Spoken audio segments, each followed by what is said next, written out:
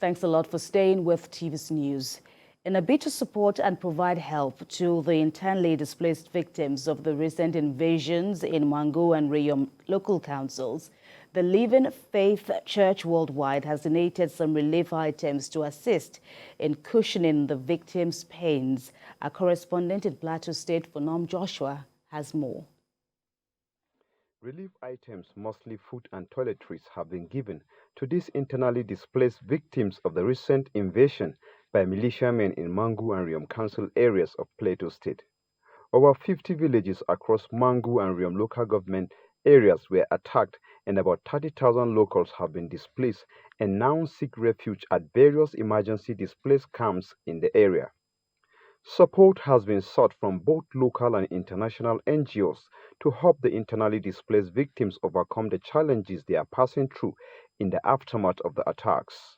The Living Faith Church Worldwide has responded to this appeal, bringing mostly food items and toiletries to assist the IDPs. They were at the emergency IDP camps in Mangu and Riyom to show support and give words of encouragement to the displaced person.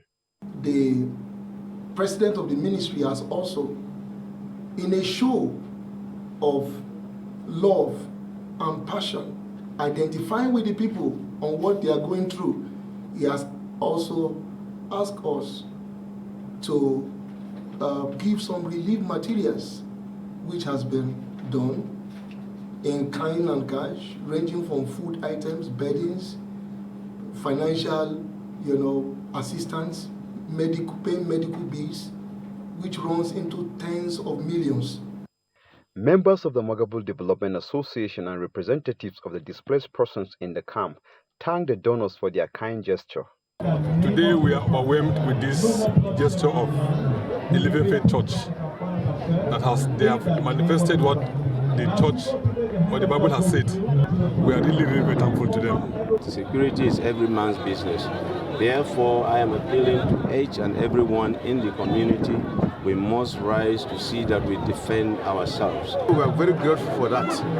So we didn't know what we'll do. We just give thanks to God. Some of us, we didn't come out with anything. We only came out with ourselves and our children. We really thank God. They sent our earthly fathers to bring food for us.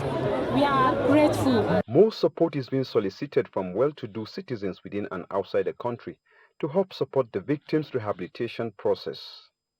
Phonom Joshua, TVC News, Mangu.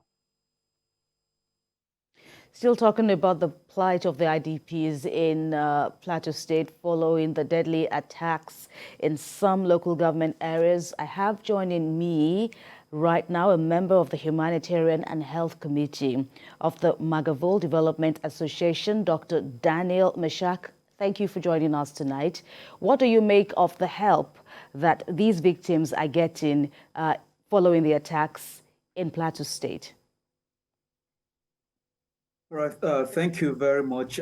This help is really needed, and it came very timely because we have over 30,000 displaced persons spread around Mangu local government and even other neighboring local governments. And what they have so many unmet needs, like you had in the interview. A lot of them left their homes without taking anything, and there are health challenges. We have children, we have elderly people, we have pregnant women with so many needs. And then also the issue of feeding, nutrition is also another issue. And even by the statistics, already most of the children in this country are already malnourished, over 50%. And then you have small children there who they are not getting the required meals that they are used to. And so this is a help that is really very much welcome, and there are still more, and we still appeal to well-spirited individuals in the society to really render a helping hand to help with this situation. In fact, the number is still increasing as I'm talking to you right now. There's an attack in my village right now in Mangu local government. And so the IDPs are also increasing in number, and it is really a sad situation. We also reported earlier in the day about the governor visiting the IDP camps to see things for himself. What, in your own opinion, is the impact of the governor's visit?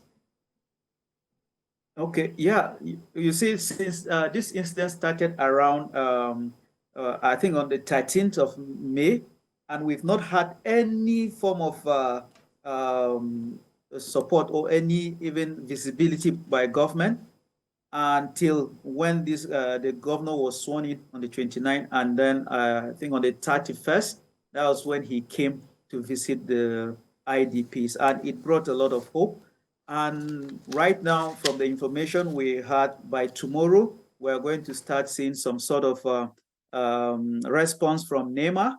And so and obviously it must be because of the intervention of the governor.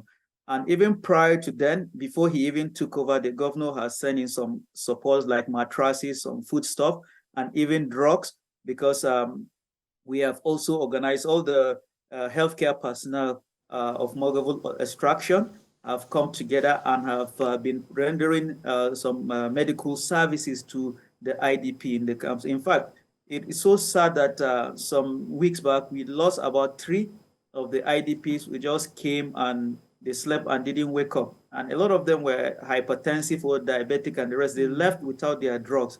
And so we didn't know. And so we are also reaching out, we're attending to people with those kind of problems so that we don't have any preventable deaths.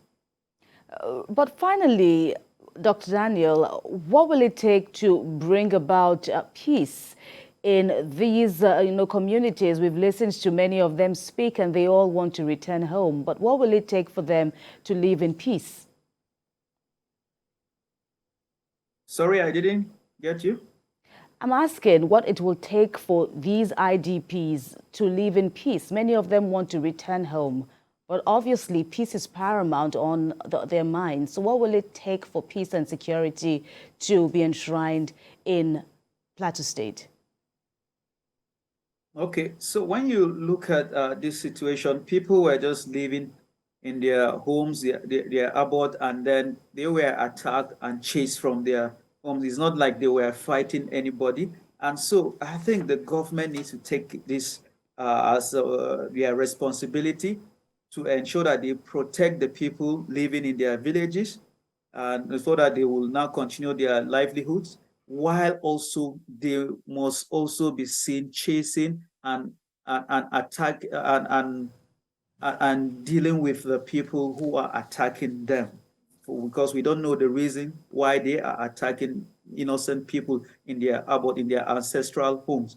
And so government must be seen living up to its responsibility to see that it provides security to these people. That's the least. That's what they are asking for. They are peaceful people, where our people are mostly farmers, and so all that they need is just a peaceful atmosphere for them to continue farming and living a peaceful life. And so the way I see it is that government has to live up to its responsibility to provide that peace and security. Dr. Daniel Meshach, we thank you very much for speaking with us on TVC News. You're welcome. Thanks for having me. Right.